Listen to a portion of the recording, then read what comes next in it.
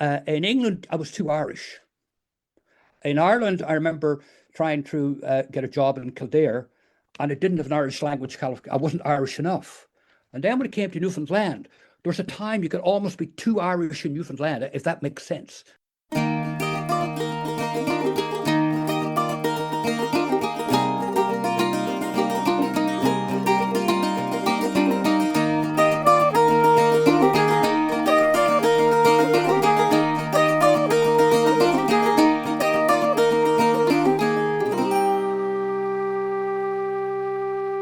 Díomh agus fáilte ar ais, you're all very welcome to another episode of Irish in Toronto.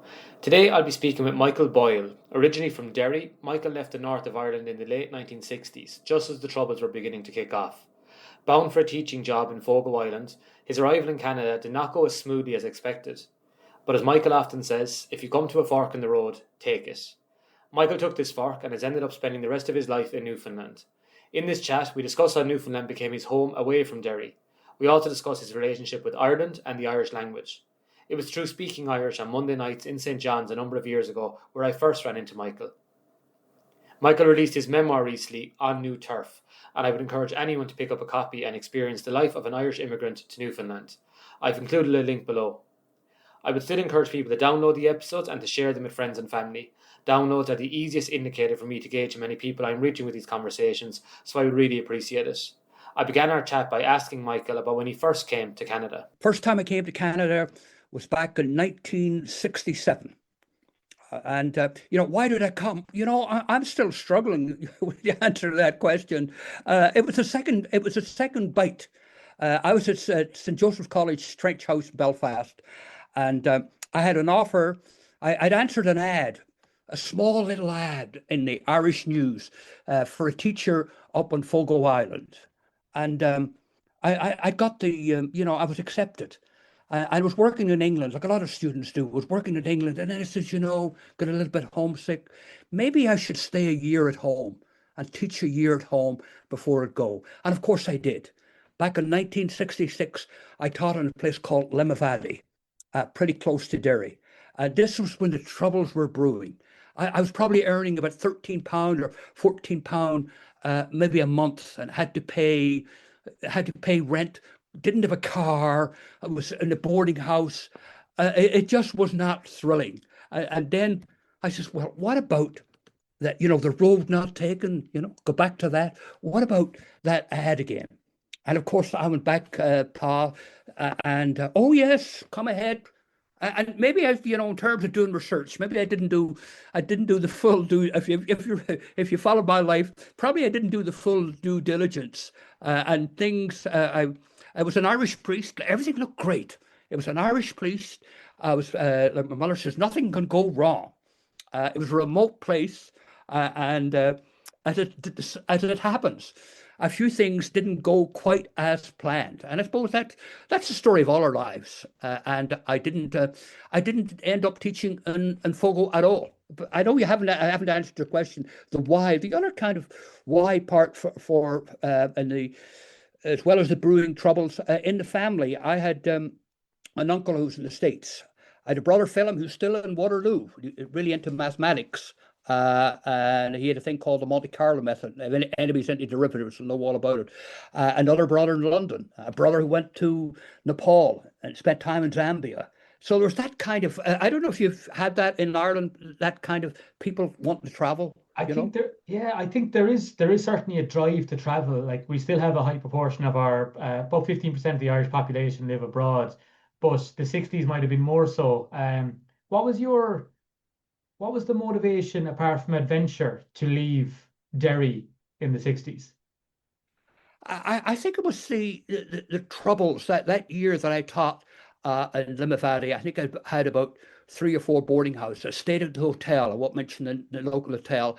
And there was a little bit of the tension there was palpable. The tension. And this was prior to the troubles. There was supposed to be a Gaelic week in 1967 in Limavady. It just was not a nice place to be. The school was nice, the staff was nice, and I wasn't that. There was that itch.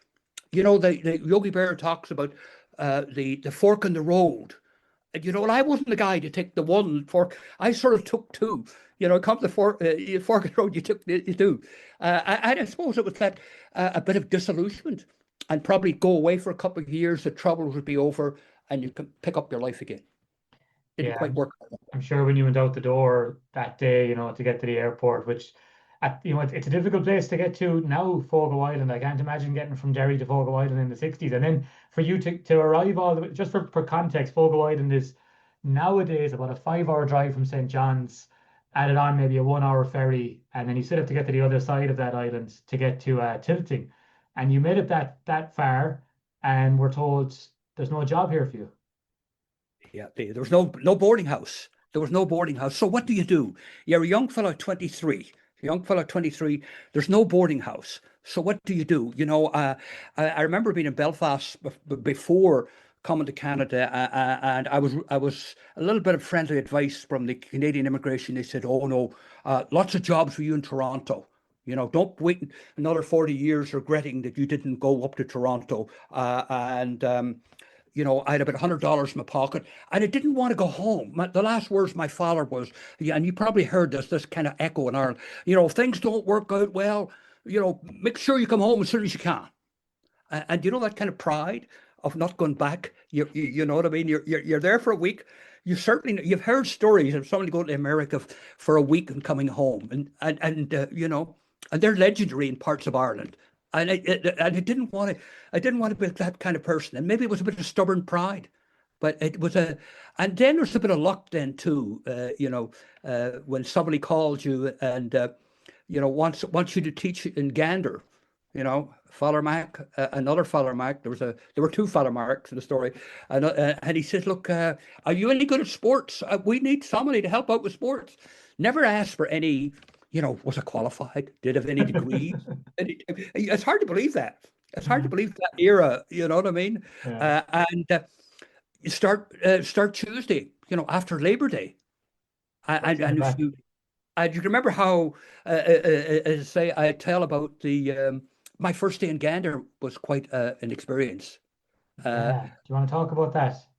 Yes, my first day in Gander, and I was a bit, I had qualified as an elementary teacher at St. Joseph's, teach up to about grade 6 or 7. And I was a bit terrified. Look, was I a bit of a bluffer, a bit of an imposter?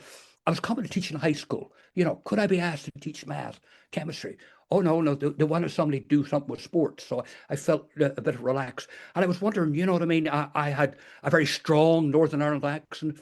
I had at that time I had red hair, curly hair. You know what I mean? I was wondering how people would react to me. But I was staying in Hotel Gander, and early in the morning I heard this all kinds of sounds, and I turned on the radio, and I thought it was a recording of some kind of an air crash. And then I looked out the window, and I saw the ambulances back and forth. A Czechoslovakian airplane had just crashed a couple of hours before in the middle of the night, and I walked from Hotel Gander up to the St. Paul's High School, and the chat was more about the plane crash than that new Irish fellow that was coming to teach. And I ended up the principal, fantastic gentleman, Don Murphy. We need somebody to teach geography and a bit of British history. I mentioned it's Northern Ireland, a bit of British history, and one day I came into the classroom and had if you grew up in Ireland, you probably remember, any of your listeners, that when teachers that had used that coloured chalk, blue for the rivers, orange for the mountains and stuff like that. And I had big maps on the board, and the principal says, we need somebody to teach art. Could you manage art?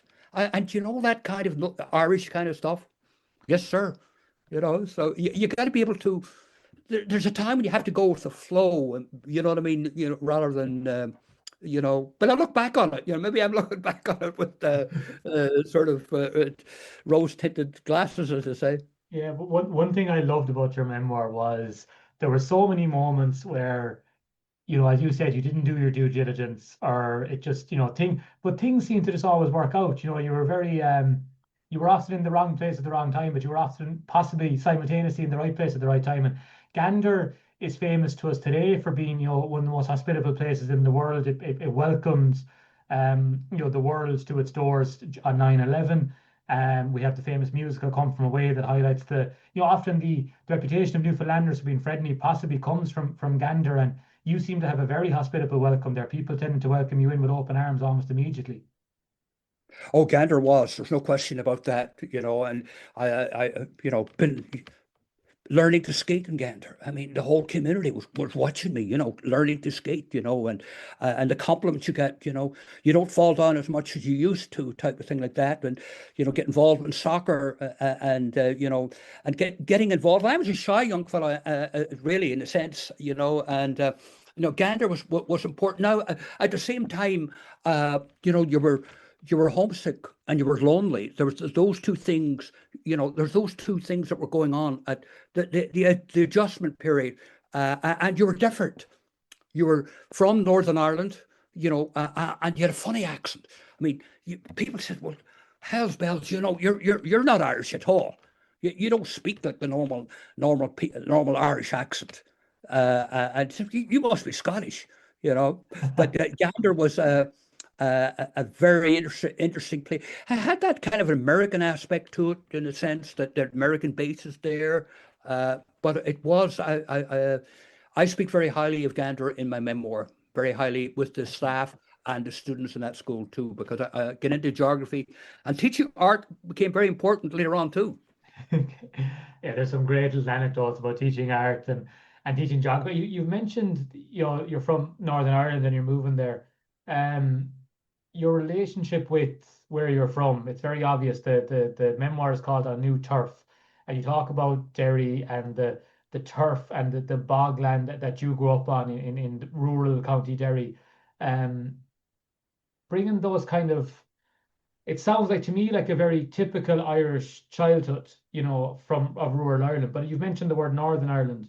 How big an identity was it, the fact that you're from a part of the country, a part of the island that is still within the British Empire, when you move to another part of the country or another part of the world that is just left the British Empire and has become confederated with Canada? Were there any similarities or differences?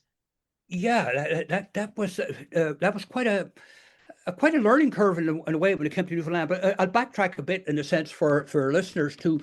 I was probably lucky to get an education. If you're back in the 1956, and I wasn't, I suppose, there was a thing called 11 plus, and I had failed. Now, I had two brothers who had passed that 11 plus, and they went to a college called St. Magnesius College up in Garn Tower, and there was no way my parents could afford to send me to college. But there was a Protestant high school there, and a very good school too, called Rennie Dowd High School. And my mother was determined. I think she had like an Irish mother, the novenas and rosaries and prayers. She was determined that young Mihal would get a chance to get an education.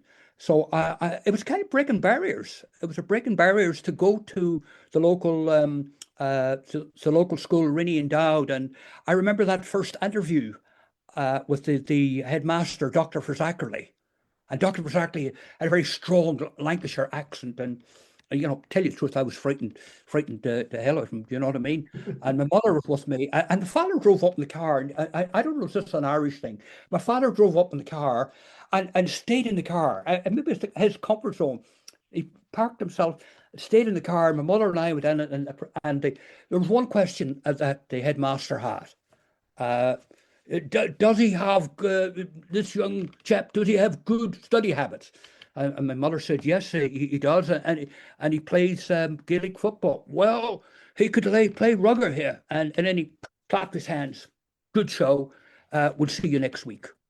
And then coming to Newfoundland, there was a bit of a culture shock in a way, because it was, as you mentioned, Newfoundland was just had left the sort of the empire. You come to places that had the Union Jack and Memorial University, and by the way, a fantastic university, love university there, did a lot of courses there.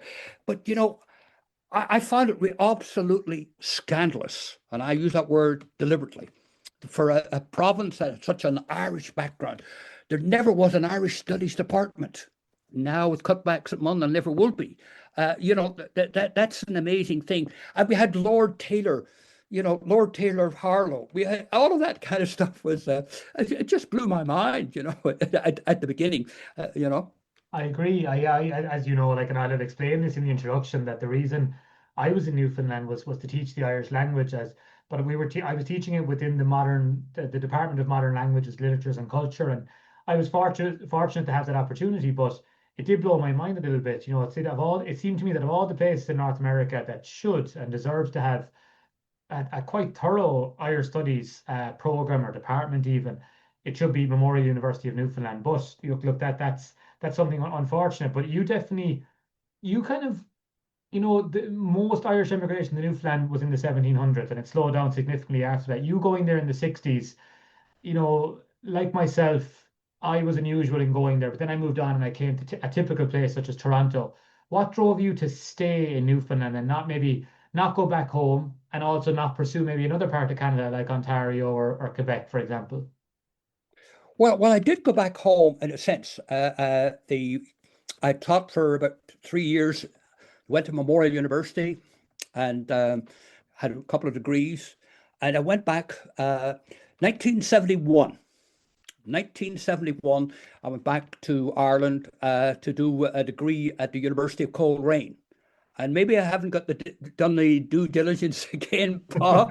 I had a little letter just at the end of August. You weren't accepted. And, I didn't have a plan B, there was no plan B.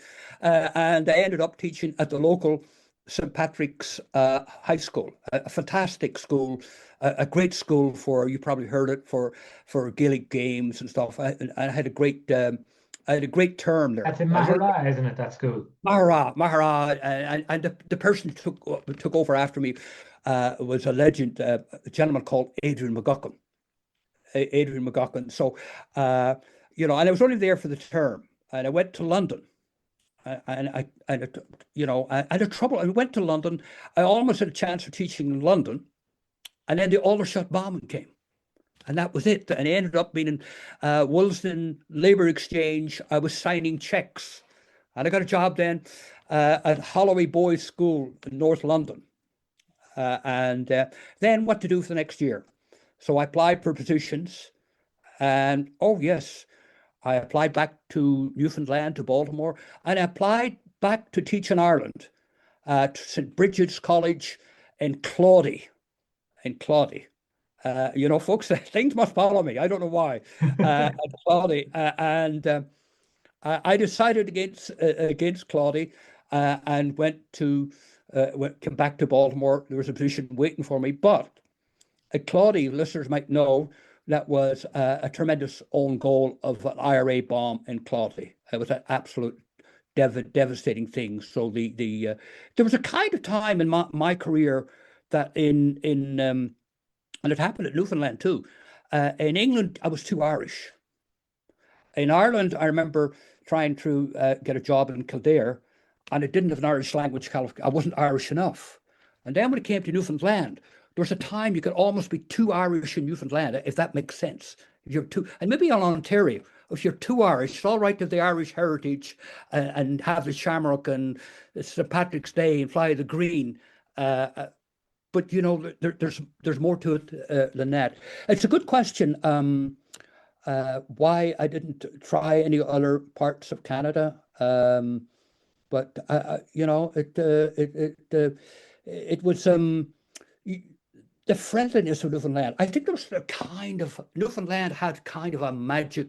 There was a drawing about. There was a friendliness, particularly up the southern shore. Yeah, we might talk about the Southern Shore. In fact, my first week in St. John's, the first touristy thing I probably did was rent a car with a friend of mine who was visiting me. And we drove down the Southern Shore. And as it was called, was the Irish Loop. And, Yes. Once you get out of the city of St. John's and you start driving down this loop on the Southern Shore, geographically, it looks unbelievably like Ireland, the west coast of Ireland, or the coast of Ireland, I would say. And then you start meeting people, and the accents get progressively more Irish as you go down. And I remember thinking, wow, it is more than I expected it to be. I thought I had experiences in the US where you kind of get that plastic paddy kind of representation. Yeah. The Southern Shore is definitely far from that. They're knowledgeable, they're proud, and and they possibly are so proud because maybe they have had to be overtly Irish for a long time in a place that may have a lot of Irish history demographically, but has been ran by the British for so long. So you were able to go there in a place called Baltimore. You were teaching there for a while, and that kind of became your home for a long time. Yeah, Baltimore was an amazing place, and the friendliness of the people. Now, I didn't probably realize it at the time. You know, as you reflect back, sometimes you don't realize things at the time, but as you reflect back on it, I mean, I remember the first weekend going to a dance on Fabe Kenny's up in Fermuse. And you know, the students were there too, and I got out there, and three or four students come rushing out to me. Sir, you got a flat wheel. And I said, oh my God, you know, didn't have a clue how to, you know, how to fix it at all. Not a clue. I'm sure wasn't too sure where the jack was anyway, you know. Sir, we'll fix it for you, sir. We'll fix it. And four young fellas, at grade 9, within 15 minutes, you know, changed the wheel. That kind of thing, you know what I mean? That you, and at the same time, they can, you know, the people there would give you a bit of a ribbon too, if you know what I mean. You could a gentle kind of that means you're part of the crowd. You're part of the crowd, and the other phenomenal thing when I tell this to people, they just it blows their mind. I don't think there's a house between Kappa Hayden and Brigus South that I haven't been into. You drop in and, sir, you know, how you doing? You can have a chat. You can have a cup of tea. You can have a drink of rum. And you know, maybe it was, you know, at a time one time I was staying in a kind of a flat or an apartment with two other fellas, and at about 4:30 in the evening, if you showed up, maybe in Renews, and there's a big family of children around, and the lady would say, "Oh, sir, Mr. Boyle, you would like a bit of supper?" And I said, "Oh, no, no, no." Like the kind of Irish, you know, that kind of refusal. There's a kind of, you don't say yes the first time. You have to do that, come back. I think most North Americans may not be familiar with that. They're coming back the second time anyway. You know, there may not be a third time, but the second time, I'd stay for a bit of, you know, a bit of fish or that friendliness, that hospitality.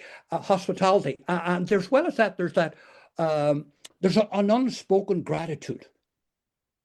And I find that when you're coaching teams, when they want to respond, there was none of this, yeah, you know, maybe, you know, sore, or I'm not sure I got a sore leg, or I'm not tremendous spirit. And there were people there like Ernest Condon, Ben Dunn, you know what I mean? And my editor chap for my memoir was back in 1969. I saw this fellow, I was teaching geography, Randy Crane. Believe it or not, then, you know, became editor of my book. There's a friendliness, and I think that's what kept me, even though I wasn't teaching that area afterwards, that friendliness, that spirit. I sort of reconnected with that 200-year gap of Irishness. You know what I mean? And it was real, it was authentic type of thing. And it reminded me maybe like being at Pat's Pub in Mayagall, County Derry.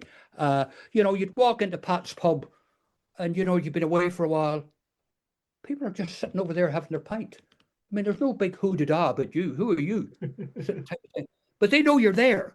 You know, you're there. And that kind of feeling, you know, being in an Irish pub, you know, it's, I didn't realize the dynamics of an Irish pub, and the people up the shore had that kind of really smart, really in tuned, you know. Yeah, fantastic, fantastic people. They're fantastic people, and I like that analogy. I've gone home a couple of times, and you have this expectation that the whole village will come out to greet you, but often people just salute you as if you were there every day. You know, just who are you to come home and change anything when you're not even here? But they're listening every word. They're listening every word that you say too. Don't kid definitely, yourself. yeah, of course. What was your relationship with Ireland as time developed? You obviously moved in the 60s and then eventually the 70s, where we're looking at the height of the troubles in your home place. How did your relationship with Ireland change during that time period? It intensified. It intensified because if you're watching, there was no CNN that time, but you're watching CBC or CBS, you might have somebody Phillips reporting from Mahara, or reporting from Balahi, reporting from Dungiven or Port Glenone. You know, there were bombs going off.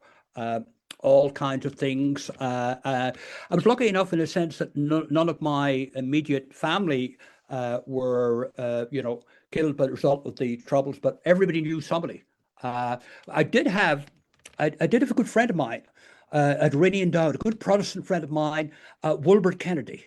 Now, Wilbert was a great laugh, fantastic laugh. We did cross country together, and it was always we were always joking. Maybe during science class, maybe not in the best behaviour. I wasn't a perfect student, but we did cross country, and then a couple of times then when I was back in Ireland, I played for the Rinny Old Boys, not the senior team, a team called the Three Bs.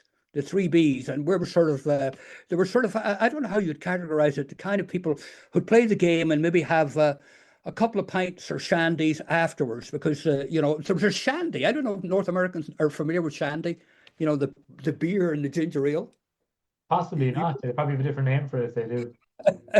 You know what I mean? And Wilbur was, and a friend of his was needlessly killed by an IRA bomb in Magherafelt. And Magherafelt was a place that didn't have very many. It was one of those few places in the north that didn't have any, compared with Balahi or some other places. So that aspect. We had another interesting aspect, connection with Ireland intensified during this time, was with Seamus Heaney. Seamus Heaney, as you know, don't have to tell you about Seamus Heaney. Seamus Heaney was the next parish. And when I went up to St. Joseph's, an interesting story, I won't be too long. An interesting story, went to St. Joseph's.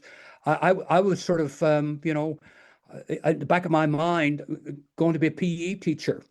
And when I got there the first day, oh no, there are tryouts. We're oversubscribed. There are tryouts, and Jim McKeever was there, and all kinds of these big fellows from County Down, and I hope nobody is from County Down or Tyrone. Big brutes of fellas. I played rugby. I could run. And some of the fellows in the college at home, Micheál, you're a shoe-in. So I looked up the PE department for the trainees. I didn't make it. Another example of there was a number of those things didn't always quite work out, and you have to laugh or else you would cry. So and then I looked up that notice board 3 or 4 times, see where my name was, and it wasn't there. But the college, in fairness to college, did a plan B. I would go and be an elementary program, but I had to change my whole timetable. I could still do geography, but I had to do another major. I had to do English. And who did I have for English for 3 years? Was Seamus Heaney. And it had an impact on me, and it's a great impact. So his career and following, that was was a Nobel Prize, came much later and stuff like that. But that was an interesting thing. The contact. I think Irish people in Canada, and you, I'm sure, will vouch for this. Sport was absolutely fundamental to me. Sport still is. And you're sorry, fantastic that you had Seamus Heaney as a teacher. Like, not many people have a Nobel Prize winner for literature as their English teacher, but sport is fundamental for a lot of people I've interviewed. But usually it's the GAA sports here in, that have traveled across the Atlantic to North America. Whereas for you, sport was a big factor for you in Newfoundland, but not necessarily the Gaelic sports you were used to playing in Derry. Yeah, exactly. Got involved with the rugby, and I don't know if you met Noel Brown. Noel was an amazing I character. met Noel briefly, but I've heard Noel's name mentioned 1,000 times. He was a dynamo for rugby in Newfoundland. Yes, there was the. That's another story in terms of the Gaelic was not very strong. The Gaelic games are not very, very strong in Newfoundland. But playing rugby and when I was in Ireland, I was sort of involved with the running. Prior to the running boom in Ireland, and people used to think my father was crazy because I would run around the fields early in the morning and the evening time. Running was not, you just didn't run. It was all right to run if you're playing football. This idea, I don't know if people can really get this idea of running for exercise. And if you did run on the roads, you were almost, not full abuse, but you would get verbal abuse. You'd obviously get the fingers. You get the fingers, and I don't know if people here know what the fingers are. You would get the fingers and the falling out. But sport, and then as I got older, and the sports then to listen to sports from Ireland on the radio, and the loneliest day for an Irish immigrant is All Ireland football final day. And, it doesn't really. It's great if your team is there, but uh, to be able to watch that. Saddest me was Derry won it. You couldn't watch it on television, and now you can watch it live and in color. So, sport was a phenomenal connection. Absolutely. Yeah, and you benefited from living this side of the Atlantic too. You took part in the Boston Marathon long before it became this kind of, you described it as being this huge, gathering of people. When I looked at the numbers, it was about 5,000. I think they allow 30,000 in now. So you were really, the creme de la creme of runners at the time if you were able to compete in such a small field. Yeah, I had to sneak in. I got to tell you, when I ran the Canadian Marathon, I ran the Canadian Marathon, it was down to 73. Jerome Drayton, real hot shot. Jerome Drayton came through in 2 hours 13. That was my first marathon. And you had to finish, within 3:30. And about 4 miles from the finish, the officials come out and said, "Hey," bundled me into a car. You're not going to finish within the 3:30. So then when I applied to run to Boston, uh, oh, you haven't run it. You haven't done a fully certified marathon. Now, don't ask me what happened, but God bless Gordon Follett, who was the director of track and field. He wrote a supporting letter for me to the Boston Marathon authorities. There's probably one of the only people that run the Boston Marathon who hadn't actually did a qualifying time. And yet, when it did run the Boston Marathon, it did a fairly credible time. I think it was around about 3:10, which was, a fairly Very credible impressive. Very time. impressive. But running was, and I think maybe running, maybe in a sense, that other aspect of Ireland that, the dread is the sense that, you always say in every Irish family, there's at least one alcoholic or maybe two or stuff that have been able to handle drink in a moderate sense of way.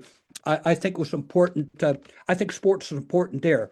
And it gets the whole pendulum has swung the other way around. That it's not cool.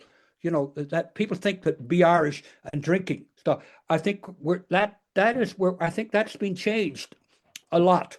And gradually so. You could Interesting. Yeah, yeah. No, I can see where you're coming from. You started off in Gander. You were down the southern shore. You now reside in Mount Pearl, which is just outside St. John's, and I met you through Irish language classes in St. John's at Carla Furlong's home. And what brought you, I suppose, to the more metropolitan part of the province? Well, there's always a charming young lady, isn't there, in a story somewhere? There is, isn't there? There is somewhere a charming young lady. And I met Annette, and I explain in the memoir too. There was a bit of bumbling around in terms of meeting her originally, getting the connections correct. I'll be honest, Michael. When I was reading about you and Annette's courting, I thought, how did this man end up married to this woman? She must be a patient saint of a woman. But it worked out. I'm glad it did for you. Oh, absolutely, absolutely. It was kind of bungling at the wrong time, the wrong place. It was. Yeah, I think sometime after I'm done my memoir, somebody said to me, you could always make a movie. Yeah, but there's a kind of real and authentic how thing. Yeah, Annette, we have one son, Patrick, I mentioned to the University of Victoria. I think that was important, having that sense of stability. I think if you're married, you know what I mean, and then you become a Canadian citizen, but you're still Irish. You get what I mean? That type of 100%, yeah. thing. 100%. So it was, yeah, it's absolutely, the best decision I made, no question about it. And I think for everybody, I think it's so important. It's so important. I think maybe even in high schools and and way back, they teach this, that, and the other. But relationships are key, and community is key. And then the older I get, I'm still a young fella, as you know. Of course, of course. Of course. Community is key, and I couldn't agree with you more. It doesn't matter if I live in a small village or I live in a big city like Toronto, or a kind of in between space like St. John. The community was the big thing for me, and you seem to have a great community built around an interest in all things Irish as well. And your great pal Ali O'Brien probably contributed a lot to that, I believe. Ali was a tremendous mentor, absolute tremendous mentor. And how I got in contact with Ali is I used to get the Irish Echo from New York, mainly for the Gaelic football results. Now, people, there are people out there listening and say that that's kind of crazy, but there was no internet, there was no that live stuff. Even if it was 3 weeks old, that was important. You know what I mean? I remember getting the Mid-Ulster Observer when I was in Gander, and it was 4 weeks or 5 weeks even. And as soon as that arrived, I would stay up half the night reading that. But here, back to Ali. So Ali, I gave that to Ali, and Ali used to read it because there was an Irish column there by a Barra O'Donovan, a very famous Irish language person, and in New York. And then Ali said to me when I retired, because I was doing a bit of writing, and he says, if you really want to get on with your writing, what will help your writing is to learn a bit of Irish. And I said, Lally, I'm 55 years of age. Doesn't matter. I'll help you along. And you had that little group, and you were there too, with when we moved, when Ali had passed on, but you were there. You could get that sense of that kind of it was a social event too, as well as a learning event. Definitely a social event, and a bit of a kind of a baking, eating event as well. There was cookies and scones and biscuits and all Oh sorts yeah. that I used to make. But I love that sense of that insight from Ali. Ali, it was a self-taught, fluent Irish speaker who lives on a farm with his bachelor brother just outside this, well, technically in the modern city of St. John's, would have been a farmland, when they were born. But he was a unique character. But I love that insight that, to get better at writing in one language, perhaps you should begin to learn another. And it definitely does help. It might sound counterintuitive initially, but it broadens your vocabulary, and it opens up your brain to different ways. And it seems to have helped you a lot learning the Irish language. I did one phrase it comes up, I think, when I was doing the book, was that idea, in terms of resilience, that checked in year, that getting over that kind of resilience is, there's that kind of, would you sometimes you learn more from failure than you do from success. That may be a little bit of a dichotomy, but you certainly learn from failure, and resilience to keep going and moving on, type of thing. And I've been lucky, that people have helped me on that. And me, the image that I have is, it goes back to the shore, that open door. That open door says so much. When you think of the other door, the closed door, and again in Newfoundland, the closed door, what all has happened, our sad history there in terms of the church and the closed door and all that kind of stuff, as well as sad history. But the open door, always, I mean, even now, I suppose, even at universities, you're talking to a student, doesn't matter who they are, it's nice to have the door open. You know what I mean? It's a different era, isn't it? I'm not joking here. I'm trying to be, realistically, that aspect. But yeah, Irishness, and I think, knowing who you are, now what I'm going to do, I'm not sure what I'm going to do, but I think if you know who you are, what was it George Harrison says, if you know where you're going, you'll find a road, the road will Yeah. take you there somewhere, You'd some great quotes in the memoir. Like my favorite one is, if you get to a fork in the road, take it. And I just Yes, thought that's it's so that's Yogi Bear. That's with the monastery. Yeah, with the and that religious aspect was important in the sense that, going back to the earlier days, that I remember Sweeney poem about the wells. I had a I had an experience. We won't go into the details, but I've been rescued. When I was a young fella, and you thought perhaps that was so important in the sense that you wanted to enter the monastery, and the abbot says, "Well, nice to have you here and all that, but come back when you got your education."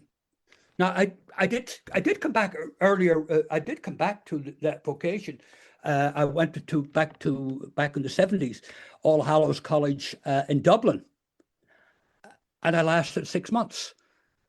You know what I mean? And important, but that was important to clear your air, to clear things out of your. I don't know if that means sense that to clear your air, what you're doing. That idea. I certainly had a vocation. Uh, I had a vocation to the gates of the seminary. You, Yeah. you know what I mean? There's Yeah. two different types of vocation. You know what I mean? I think there was an era that, particularly in Newfoundland, that lots of people would enter colleges in Ireland up until what. Well, the time I entered, the people were coming out in droves. It was I was like, I was going at the wrong time. I was entering college, and they were coming out in droves. But I think it is, it's important you know, to sort of know who you are. Yeah, you certainly do. There's great moments in the memoir where, you may not be struggling with your identity and knowing who you are, but you are the immigrant who's left Ireland, and but you're the visitor to Newfoundland. But there's a great moment, and as we wind down now towards the end of the memoir, I don't want to give too much away, but Yeah. you're the only person in the room at a big event who's able to sing both the Aran Naveen, the Irish national anthem, and the Ode to Newfoundland, the kind of unofficial Newfoundland anthem. And you felt very proud to be both Irish and a Newfoundlander on that particular day. Yeah, that was an amazing event, and again, that was Loyola Hearn, the former Canadian ambassador to Ireland, and I was talking to him about being affected by the Troubles. He says, "Of course you were, of course you were," but he was the MC for that event, and that was in Renews, and there was a group of Irish speakers, Irish language speakers from all over were visiting Newfoundland. I think it was in a North American conference. Yeah, yeah, that was a defining. I'm glad you mentioned. You're pretty observant. You certainly read everything to the very end. It was a defining moment. There's no question about it. And then Aidan O'Hara at the end. You know what I mean? I was sort of flabbergasted. And Aidan, the late Aidan O'Hara from RTE, and by the way, Aidan has written a splendid book, and I think that most people should have that. You probably have got that about Newfoundland, the Yeah, Gaels. So, Michael is holding a copy of Na Gael Dal an Éisc, which translates to the Irish in Newfoundland. And Aidan wrote that book in the Irish language. And I think there may be work being done at the moment to translate it into English. I was actually working with him on the project of translating it at the time of his passing 3 years ago. I'm not working on it at the moment, but it's a fantastic book, and more people, not just Irish, but definitely Irish people, should know about the Irish in Newfoundland. And you're certainly a character worth meeting for any Irish person going to Newfoundland today, I think. yeah. Now, Aidan had mentioned to me. I was saying, Aidan, I felt kind of, two things hit me at the one time. He said, "You shouldn't be surprised because you really belong here. You have contributed." You have contributed. And I think there's that idea. There's another aspect of community too, is commitment. I think there's that kind of commitment in a personal relationship, or commitment, to go to places that you feel at home, or go to a coffee shop. That kind of feeling. And you know what I mean? And there are places you don't find that. You know what I mean? Even in Newfoundland, and there are other places where you do find it. And it's so life affirming. Excellent. So life affirming, in many ways. It's nice to feel you belong, even if it's a place that you weren't initially raised in. And I know there was people you wanted to thank for the effort in putting the memoir together and contributing to your experiences in Newfoundland. Do you want to talk about those people? Yes, indeed. Now, one of the things I was not very good at when I was playing Gaelic, I think I was a better rugby player than a Gaelic player. I mean, I played Ulster schools against Inst and Methody, and I played football against Tregarvel. I played against Slaughtneil. Anyone probably remember Slaughtneil? Yes, regarding the memoir, I wasn't good at doing solo runs. And this memoir is not a solo run. And I think, the old idea, you shouldn't judge a book by the cover. Folks, this time I think you should. The cover here is a phenomenal cover. And there's a story how I got it by the late Jerry Squires. Jerry Squires lived in Ferryland, and I had him up to the school one day, and he had a portrait of myself on the front cover, and my editor. I think I mentioned my editor, young fella, Randy Crane, back in grade 9 when I looked out in 1969. Right there, little did I know that he would become my editor. And I did have a number of, somebody said they're pretty kind of heavyweights. A chap called Lyndon McIntyre. I think people are probably familiar with Lyndon. And we had a tremendous Irish writer, Bernie McGill from Northern Ireland. Bernie McGill, Loyola Hearn. And one of the things that we did with the memoir is have different people who read it. Different people. Somebody in Greece, I had somebody in Australia, and the hardest part for me, and maybe as I say, I rambled along, but the hardest part for me was, getting feedback.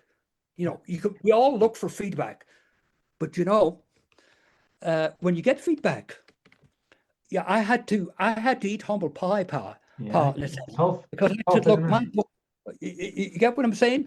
I said, look, why should I change this? I'll give you an example. We had there's 7 chapters on sports out of 55, because sports was very important. I had them all in a row.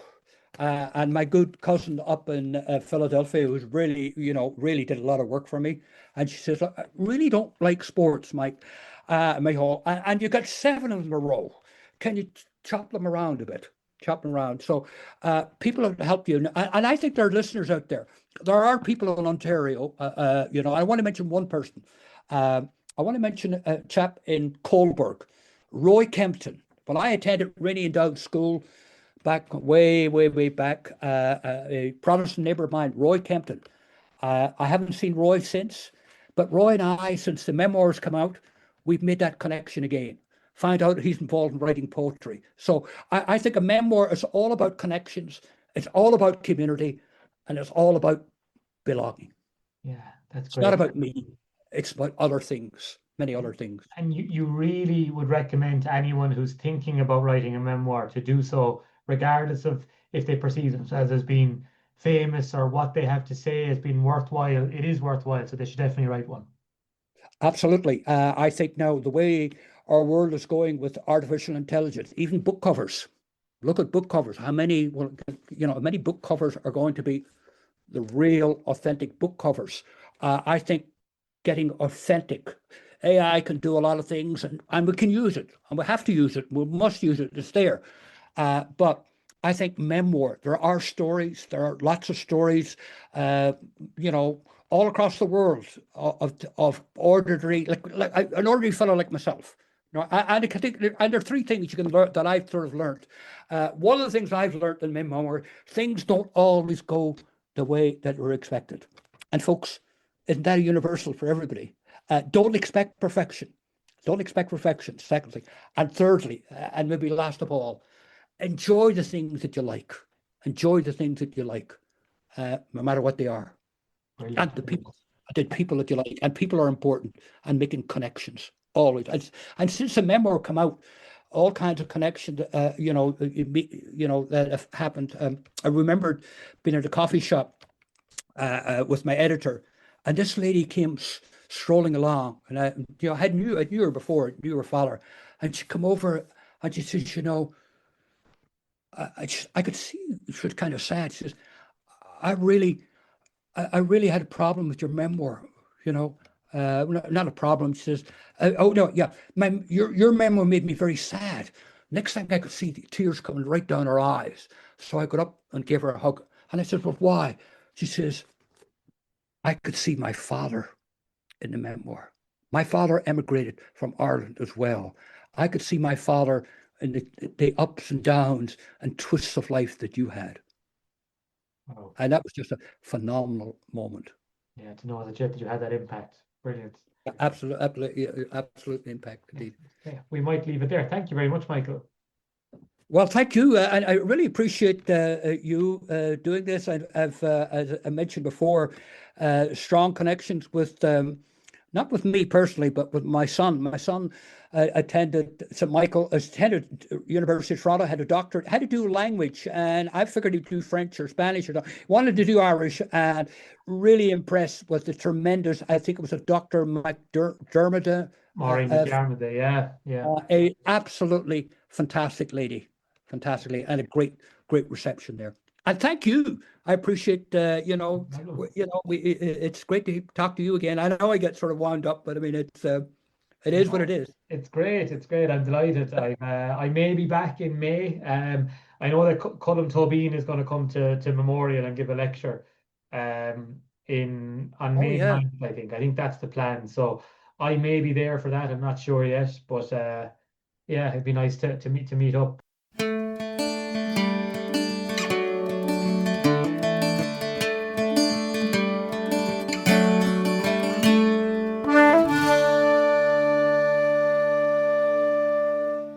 Really hope you enjoyed that chat with Michael. He's a good friend and an even better storyteller.